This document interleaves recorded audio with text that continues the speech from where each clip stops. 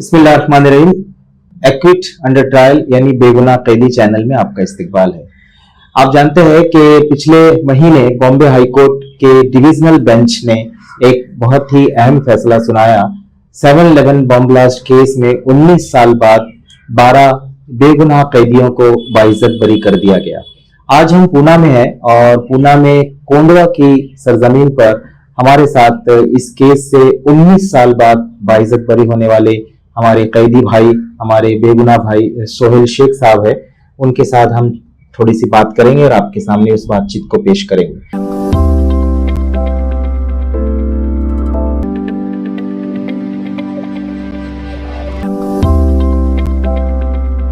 तो मैं सोहेल भाई आपका इस चैनल में इस्तकबाल करता हूं और ये चैनल कैदियों के लिए ही हमने बनाया था। जब मैं छूट कर आया 2015 में, तो उसके बाद से हम मुसलसल इस पर काम कर रहे हैं। तो हमने ये सोचा कि छोटा छोटा एक वीडियो सारे ही 12 कैदियों का उस पर ले लिया जाए। तो बहुत बड़े बड़े सवालात हम नहीं करेंगे और बहुत लंबे चौड़े पॉडकास्ट हम नहीं करेंगे, क्योंकि आजकल तो पॉडकास्ट का जमाना है। 1.5 घंटा लोग पॉडकास्ट कर रहे हैं, सवाल जवाब कर रहे हैं। तो हमारे जो सामाईन है, जो नाजरीन है, उनके लिए छोटा सा हम एक सेशन आपके साथ कर रहे हैं और इंशाल्लाह आपके ऊपर किताब वगैरह भी लिखेंगे। तो मेरा पहला सवाल ये है कि ये जो बॉम्बे हाईकोर्ट का जजमेंट आया है 19 साल बाद, इस जजमेंट पे को आप कैसे देखते हैं? दरअसल ये जो जजमेंट आया है ये सेशन कोर्ट में ही आना चाहिए था और थोड़ा करीब आएंगे तो दरअसल हम लोग ये केस के अंदर जो है, दरअसल ये केस से हम लोग किसी का भी कोई ताल्लुक था नहीं, तो ये केस ही नहीं होना था हम पर। और हाई कोर्ट का जो ये जजमेंट आया है ये दरअसल सुप्रीम कोर्ट सेशन कोर्ट में जो गलती हुई है उसका इजाला करने की कोशिश की गई है। और मैं तो ये समझता हूं कि इससे ज्यादा सख्त जजमेंट आना चाहिए था कि जिन लोगों ने हमको फंसाया है उनके ऊपर कोई एक्शन होना चाहिए था, लेकिन छूट गई। यही बहुत बड़ी बात है, मैं समझता हूं। तो इससे ज्यादा और क्या चाहिए, या इससे ज्यादा और क्या मिल सकता था हमको? वरना देखा जाए तो इंसाफ की बात तो यह है कि जिन लोगों ने हमको फंसाया वो तो कसरत जानबूझकर फंसाया ना उन्होंने, और वो जानते थे कि हमको झूठा फंसाया है उन्होंने।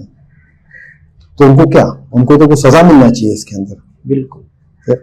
और जो 19 साल हमने जो इस तरह से जो बेगुनाह होने के बावजूद 19 साल हमारे कैद में गए, इसका कंपेंसेट होना चाहिए था दरअसल, लेकिन वो कुछ हुआ नहीं, बस छूट गए। यही बहुत बड़ी बात है। ऐसा है। सो ये जो केस है, इसमें जो भारत के अंदर जो नैरेटिव है कि वॉर एंड टेरर के नाम पर जो हो रहा है और मुसलमानों को हर टेररिज्म के केस से जोड़ा जाता है, और कोई भी बम ब्लास्ट हो, कोई भी इंटरनेशनल एक्टिविटी हो, पहले ही एक मीडिया ट्रायल चलाया जाता है, मुसलमानों को ही पकड़ा जाता है। तो उसमें हम जैसे बेगुनाह भी इसमें पिस जाते हैं। यानी हम बेगुनाह होते भी हम चिल्लाते रहे लाख, लेकिन लोग यकीन नहीं करते। तो ये पूरा जो नैरेटिव है वॉर एंड टेरर का, मुसलमानों को टेररिज्म से जोड़ने का, इस पूरे नैरेटिव में आपका क्या आप समझ रहे हैं पूरे इसमें फंसने के बाद, निकलने के बाद? दरअसल क्या होता है कि being a Muslim all over world और खास करके इंडिया के अंदर जो है, किसी मुसलमान को टेररिस्ट लेबल करना बहुत आसान काम है, बहुत आसान काम है। और ये जो नैरेटिव्स जो चल रहे हैं ये कम्युनल बेस के ऊपर चल रहे हैं पूरी की पूरी।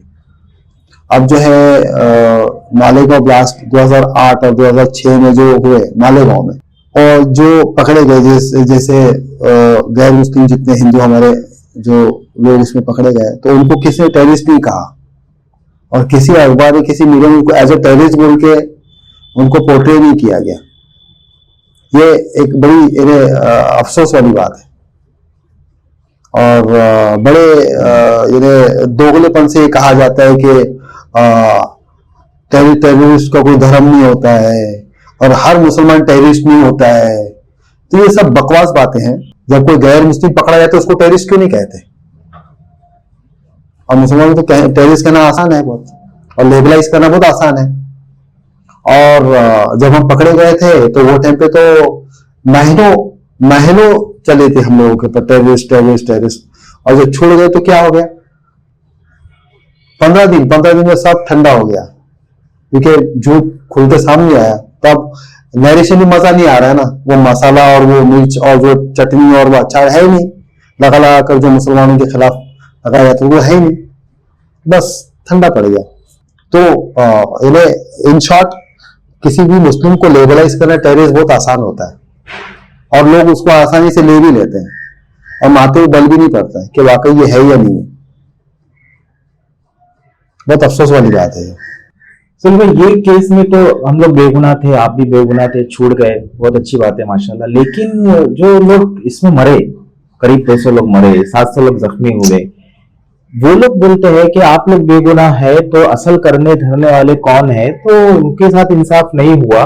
इस मामले में आपका क्या कहना है?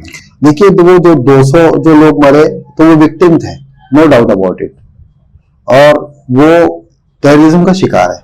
हम भी हैं, हमारे साथ भी वही हुआ जो उनके साथ हुआ। जो नुकसान उनके, वो नुकसान हमारे भी है। 1000 के करीब लोग जख्मी हुए, उनको जिस्म पे जख्म लगे, हमको जो जख्म लगे वो, तो हम भी दरअसल उनके साथ ही खड़े हैं। और ये पुलिस का काम था ना, पुलिस का काम था ओरिजिनल लोगों को पकड़े और उनको सजा दिलवाए। अगर ये ओरिजिनल लोगों को पकड़ते तो इतने ब्लास्ट बाद में जो हुए 2008, 12, 13 तक होते थे क्या? नहीं होते थे। इन्होंने दगा दी ना, एटीएस ने पूरे इंडियंस को दगा दी। हम सबके साथ दगाबाजी की इन्होंने। यहाँ के जो विक्टिम्स है बेचारे, जिनके जो लोग मारे गए और जो जख्मी हुए, उनके साथ दगाबाजी की एटीएस ने। हमारे साथ भी दगाबाजी की है एटीएस ने। तो हम भी उन्हीं की तरह जो मजलूम है। तो ये काम तो हुकूमत का है ना, हुकूमत जो है एटीएस की थोड़ी कसे, ताकि जो है वो ओरिजिनल सही तरीके से इन्वेस्टिगेशन करे। अब देखिए, जो यूके के अंदर बम ब्लास्ट हुए थे 2003 में हुए थे वो लगभग, और एक 2005 में ब्लास्ट कुछ हुए थे बस में। तो वो कब पकड़े गए वो लोग? कई सालों बाद पकड़े गए वो, 2007 में पकड़े गए वो। यानी पुलिस ने राइट डायरेक्शन में इन्वेस्टिगेशन किया और कई साल लगे उसको। यहां तो हम रेडी थे। ब्लास्ट होता है 2021 तारीख को ब्लास्ट होता है, 11 तारीख को ब्लास्ट होता है, 21 तारीख को, 20 तारीख में पहली अरेस्टिंग हो रही है। वाह, क्या इन्वेस्टिगेशन है। स्कॉटलैंड को पीछे छोड़ दिया इन्होंने, तो सबको पीछे छोड़ दिया। वाह वाह, वेरी गुड। इनफैक्ट स्कॉटलैंड की पुलिस आई थी मिलने के, हैट्स ऑफ इट, हैट्स। आप लोगों ने कैसे सॉल्व किया? वो मार पीट के 3rd डिग्री टॉर्चर करके। और मैं तो ये कहता हूं कि इनको हमारी कस्टडी में दो। इनको 3 महीना लगा ना, हमको एक हफ्ते में कबूल करवाते कि इन्होंने ब्लास्ट किया एटीएस वालों ने। नहीं हो सकता। 3rd डिग्री टॉर्चर करके किसी भी कबूल करवा सकते हैं आप कुत्ते को टॉर्चर करो तो वही बोलेंगे मैं बिल्ली हूं। सबको समझ में आ रहा है क्या है। बस एक माइंड फिक्स्ड है, प्रीफिक्स माइंड के साथ में इन्वेस्टिगेशन हुआ है। और जो एसआईएम के है नहीं है वो एक अलग ही बहस है।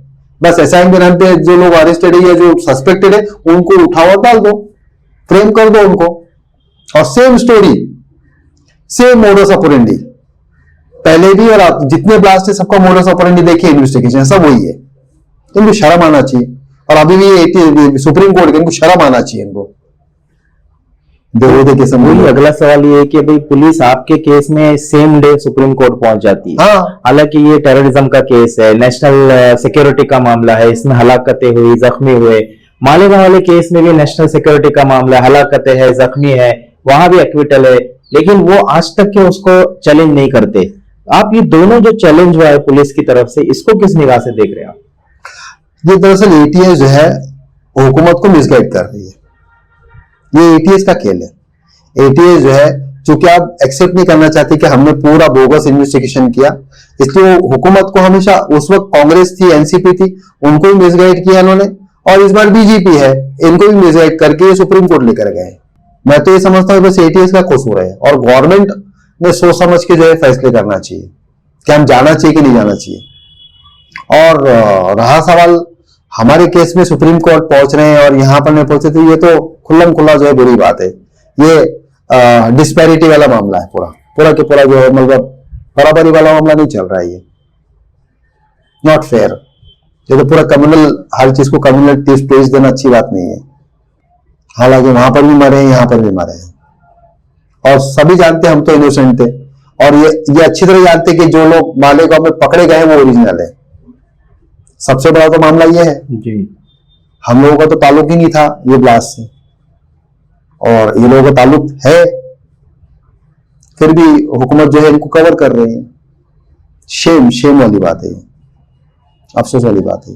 सुहेल भाई, आपके केस में ये दो किताबें अभी तलक के मंजर आम पर आई है। एहतशाम ने ये किताब लिखी है हॉरर सागा के नाम से, ये अमेजोन पर अवेलेबल है, और ये हमारी किताब है इनोसेंट प्रिजनर, ये भी है। तो इन दोनों किताबों को आपने पढ़ा है, इन दोनों किताबों का इस केस में बहुत रोल रहा है, और जेल के दौरान 19 साल में आपने बहुत सारा लिटरेचर, जाहिर सी बातें, पढ़ा होगा, प्रिजन लिटरेचर के नाम पे और प्रिजन मेमोयर के नाम पे, डायरीज के नाम पे।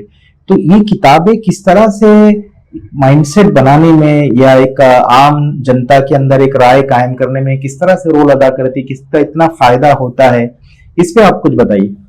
देखिए, अमरावती के अंदर जब ये किताब जब हम लोगों को मिली थी तो बाहर सर्कल में थे उस वक्त हम लोग, तो ये किताब काफी सर्कुलेट हुई वहां पर, और कई लोगों ने पढ़े और वो आकर मिले, बात की हमसे कि वाकई जो है आप लोगों का जो रूल बताया इस केस में आप लोगों को वाकई फंसाया गया। हत्या कि वहां के ऑफिसर्स ने कहा हमको कि हम लोग को ये बुक पढ़ने के पहले कहीं ऐसा था जहन में कि आप लोग फंसाए गए, ऐसा झूठ बोलते हो आप लोग, लेकिन अब हमको समझ में आया कि नहीं, वाकई आप लोगों को फंसाया गया। क्योंकि इस तरह से किताबों के जरिए से हमको समझ में आया कि किस तरह पुलिस जो है वो इनोसेंट लोगों को डालती है और किस तरह से लोग फंसते हैं। यहाँ तक कि कुछ लेडी कांस्टेबल से बात हुई तो वो बोले कि हमने आपकी किताब पढ़ी, और ये किताब पढ़ने के बाद हम लोगों को समझ में आता है कि वाकई आप लोगों को कैसा फंसाया गया।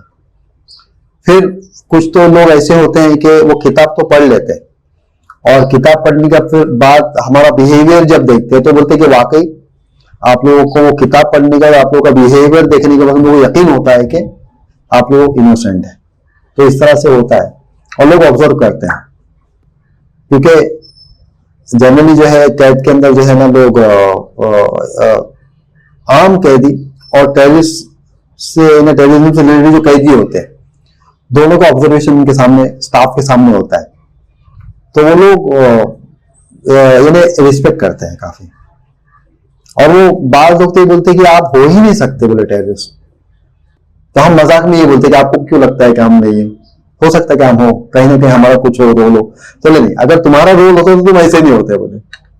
बल्कि लास्ट कुछ रोज पहले, 2-2.5 महीने पुरानी बात है, कुछ कैदी मर्डर के कैदी है और रेप के कुछ कैदी झगड़ा कर अंडे में आए थे, तो वो लोग कुछ बिहेवियर उनका सही नहीं था, तो सुप्रीम बोलती है हम लोग की तरफ इशारा करके उनको कि इन लोगों को देखो बोले, इनको पूछो कि डिसिप्लिन क्या होता है, बिहेवियर क्या होता है, इनसे सीखो और इनसे कुछ सीखो बोले कि कितने अच्छे लोग हैं बोले सुप्रीम कह रही।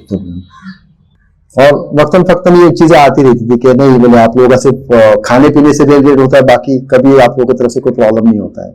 तो इस तरह से यानी बुक और जो नरेशन जो होते हैं और हमारा बिहेवियर जो होता है, ये साथ साइमल्टेनियसली साथ में चलते हैं। और बाज औकात तो ऑफिसर्स बोलते हैं कि आप लोग फिक्र मत करो, आप छूट जाएंगे, ईश्वर है, भगवान है, आपकी कुछ तो भी ये एक टेस्ट हो रहा होगा, आप छूट जाओगे। फिर कुछ लोग आकर बोलते हैं कि वो बुक है क्या आपके पास, किसी ने हमको रिफर किया कि बुक पढ़ो बोले, बेगुनाह कर, ऐसा भी हुआ है। सर, 19 साल में रूहानी इलाज आपने बहुत किया है, पहले भी आप करते थे, जेल के अंदर भी कई प्रॉब्लम्स आए होंगे, रूहानी इलाज किया, लोगों को रूहानियत की तरफ, इस्लाम की तरफ भी आपने लाने की कोशिश की, वो थोड़ा सा आप बताइए। बाहर जब 19 साल पहले तो मैं बाहर रूहानी इलाज के ऊपर बहुत, मतलब मेरा वो तो फील्ड ही था। अंदर मैंने बहुत कम पेशेंट अटेंड किए, बल्कि कुल मिला के 3 पेशेंट मैंने अटेंड किए अंदर। अमरावती के अंदर 2 पेशेंट थे और आथा रोड में 1 पेशेंट था।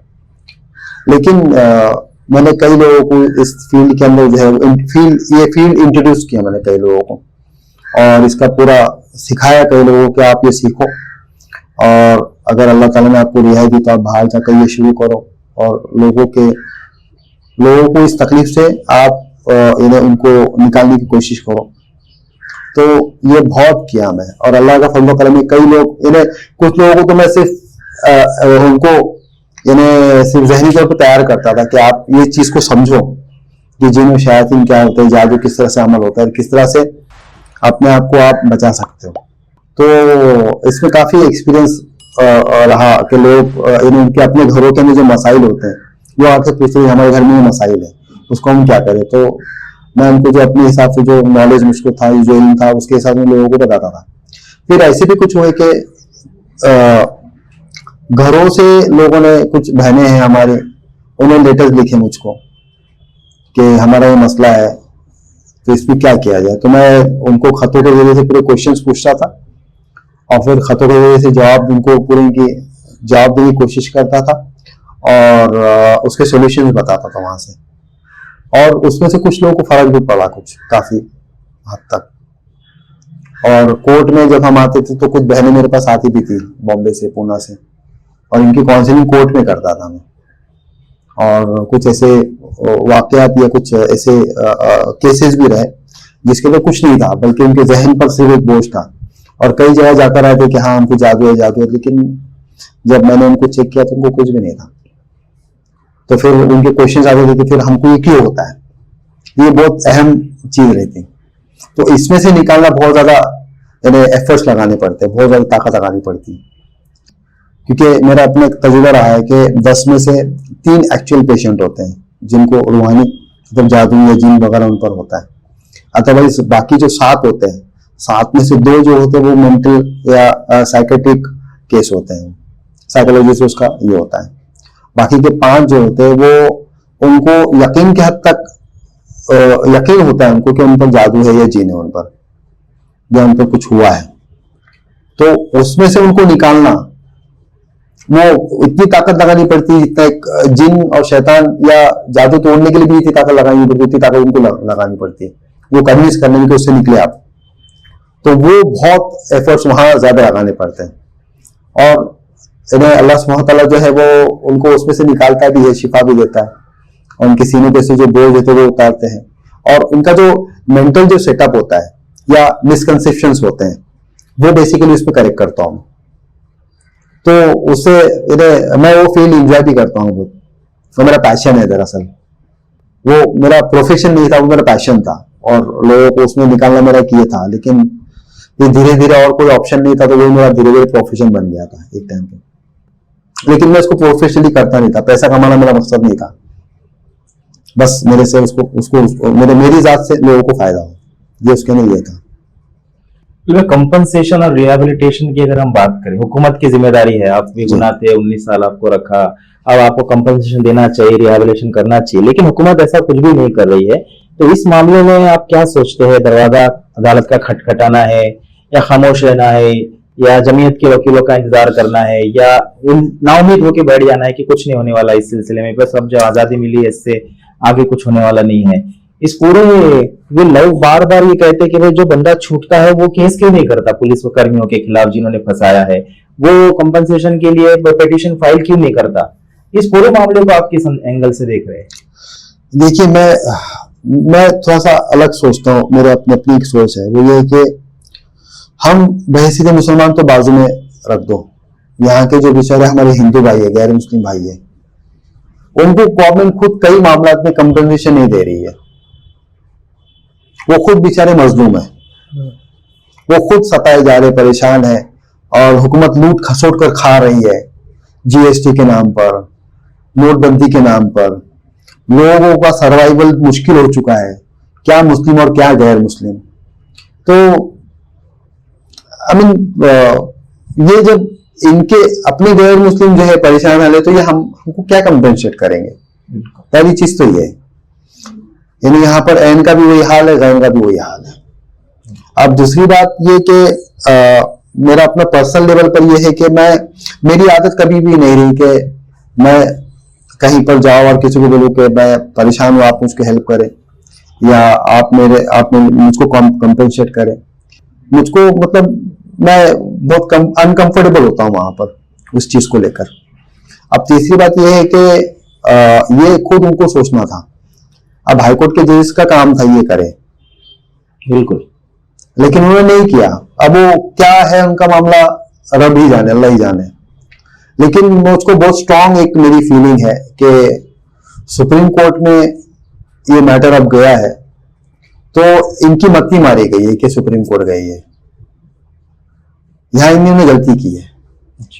गलती इनके अपने पार्ट पे गलती की है उन्होंने। अगर यहीं पर मैटर को दबा दे तो इनके लिए बेहतर होता। अब ये सुप्रीम कोर्ट है, तो मुझे बहुत स्ट्रॉन्ग एक मेरी ये है कि सुप्रीम कोर्ट इनको लखाड़ेगा, इनको जूते मारेगा और कुछ ना कुछ ऐसा ये फैसला होने के चांसेस है कि जिसके अंदर हमें शायद कंपेंसेशन कुछ हो मिले, अच्छा। या उसकी बात हो, या उसके उसके 10 साल से कुछ इनिशिएटिव्स हो, या कम से कम उस पर कुछ कहा तो जाए कम से कम कि इनको कंपेंसेट करना चाहिए। एक जनरल गाइडलाइन, इन जनरल कुछ तो हो, ये वहां से होगा। लेकिन पर्सनल लेवल पे मैं खुद इस चीज के ये नहीं हूं कि आप मुझको कंपेंसेट करें, आपने मुझको फंसाया, क्योंकि जब ये होगा तो फिर ये और जिद पर आएंगे। जी, ये और जिद पर आएंगे और फिर ये अब जितनी गिरे हैं ना, इससे ज्यादा गिरेंगे, इससे ज्यादा गिरेंगे, क्योंकि ये बेशर्म है, ये वो गैरत नहीं है, बेशर्म लोग है ये। खास करके कुछ ऑफिसर ऐसे जो बेशर्म है, बेगैरत है ये, इनको शर्म नहीं आती इनको। तो ये क्या, उसके लिए इनको पहले मानना पड़ेगा कि हमने गलती की। सही। और हमारे एटीएस के चीफ ने तो पहले दम दनाते कहा भी था ना कि अगर ये लोग इनोसेंट है तो मैं खुद आकर इनसे माफी मांगूंगा। और तुम्हारे हमसे माफी मांगने से हमारे 19 साल लौटेंगे क्या? वो तो अभी बाकी है। हमको तो अभी, मैं तो ये सोचता हूं कि अभी कोई कंपेंसेशन नहीं, आपको अभी सजा ही मिलना है इसके ऊपर। यहां नहीं मिलेंगे तो ऊपर तो मिलना ही मिलना है जी। आपने लोगों की जिंदगी से खिलवाड़ की है, तो कंपेंसेशन क्या है? ये खुद यहाँ के कितने से लोग हैं जो मजलूम है, उनको कंपेंसेट नहीं कर रहे, हमें क्या करेंगे? I don't think so. लेकिन सुप्रीम कोर्ट से ये है, देखते हैं सुप्रीम कोर्ट क्या करती है इस ताल्लुक से। आखिरी सवाल है सोहेल भाई, ये जो हमारा जो चैनल है, पिछले 4 साल से हम चैनल चला रहे हैं और इसमें कैदियों के ही मसाइल, कैदियों के ही इश्यूज हम रखते हैं, तो इस चैनल को जो देखने वाले लोग हैं या इसको इनोसेंस नेटवर्क को जो लोग पसंद करते हैं और इसके काम को जो लोग सराहते हैं, उनके लिए आप क्या मैसेज देना चाहेंगे? मैं तो ये कहूंगा कि भाई ये जो रोल अदा कर रहे हैं, बहुत अच्छा रोल अदा कर रहे हैं और ये अपना काम जो कंटिन्यू करें। और मजलूम के हक में बात कहना बहुत बड़ी बात है। ये अल्लाह सुब्हानहू तआला की तरफ से समझो एक यानी उसकी रहमत को दरवाजे खोलने के बराबर है, क्योंकि मजलूम की हिमायत तो खुद रब करता है और जो मजलूम की हिमायत में आवाज उठाए थे तो अल्लाह सुब्हानहू तआला का तो खास रहमत का मुस्तहिक होता है वो। तो इस रहमत को जितना हो सके उतना लूटे, अल्लाह अजर देगा इंशाल्लाह। ये थे सोहेल शेख साहब। आपको मैं बता दूं कि एटीएस ने इन पे ये एलिगेशन लगाया था कि ये सिमी के मेंबर है, लश्कर तैयबा के मेंबर है और इन्होंने 7/11 के कॉन्स्पिरेसी में हिस्सा लिया। इन्होंने ट्रेनों की और बॉम्बे के अलग अलग अहम सेंसिटिव मकामात की रैकी की और बम ब्लास्ट की कॉन्स्पिरेसी में ये शामिल रहे हैं। बॉम्बे हाईकोर्ट के जजमेंट ने इन सारे एलिगेशन को गलत करार दिया है और उनको बाइज्जत बरी कर दिया है। अगर आप सोहेल शेख के बारे में और भी जानकारी हासिल करना चाहते हैं तो बेगुनाह कैदी के चैप्टर में आप इनकी पूरी जो डेपोजिशन है, जो इन्होंने कोर्ट के सामने पेश किया है, हल्फिया जो बयान दिया है, वो वहां पर आप पढ़ सकते हैं। तो सोहेल भाई का शुक्रिया कि उन्होंने हमें वक्त दिया और इसी तरह से हमारे ये चैनल को देखते रहिए। अगर आपने सब्सक्राइब नहीं किया तो जरूर सब्सक्राइब कीजिए। खुदा हाफिज, शुक्रिया।